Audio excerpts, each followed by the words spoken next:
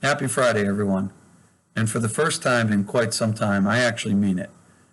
Really for two reasons. First, I've actually gotten some positive feedback on these videos that people enjoy watching them. So I appreciate that. It makes me feel good. But the second reason is because we actually have good news finally to share. And it's been a long time and long work in doing it.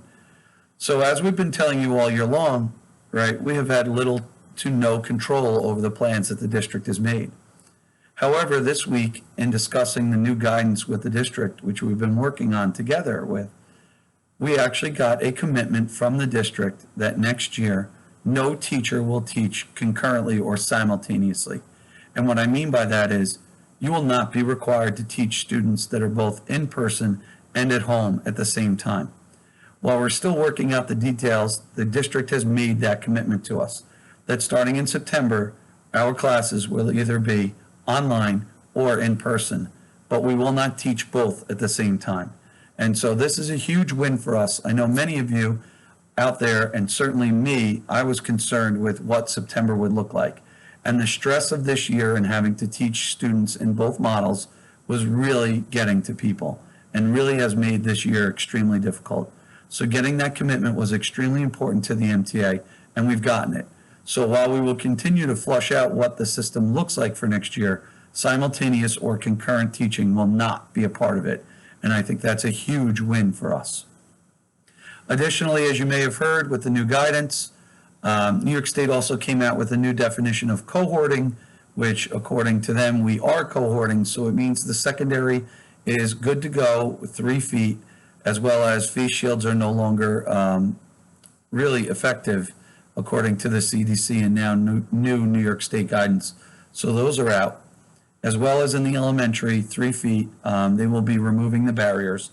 The one key that we still have is lunch. It seems as though secondary, or I should say lunch or any time that masks are removed, because obviously we have snack and a variety of things. In those cases, students must still be 6 feet away from each other. So we are continuing to come up with strategies. I believe that Tracy Casey has shared those strategies with the elementary reps. So if you have a question, please contact the elementary reps. They'll explain how we're going to do it. The district is in the process of updating its guidance to be reflective of that, and then they will make an announcement.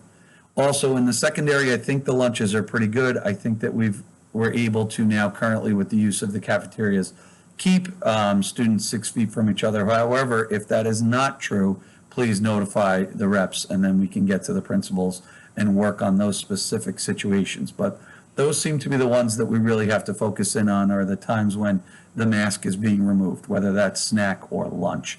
And I do think we have some answers on that. As I mentioned, the plan is being updated to reflect the new guidance. Also, in addition, we're working on some changes to the teaching and learning plan, even just for the end of this year, as we continue to try and relieve some of that pressure that you're feeling. And then finally, one of the things that we've gotten a commitment on is obviously the asynchronous days and PD, so that we can continue to plan and catch up, really. I know that's what I'm doing on those days. So this Tuesday, because we have ELA testing, it will be an asynchronous day. Only the students that are testing will come in. They will then go home on the half-day schedule, and we will have the rest of that day to plan. The same will happen on the day of the math exam in grades 3 through 8, and then the district is also looking at adding 2 or 3 more days after the school budget in order for us to be able to go asynchronous and get that catch-up / planning time. So we've gotten some real gains this week. I'm very happy to report that, and like I said, it finally is a really happy Friday.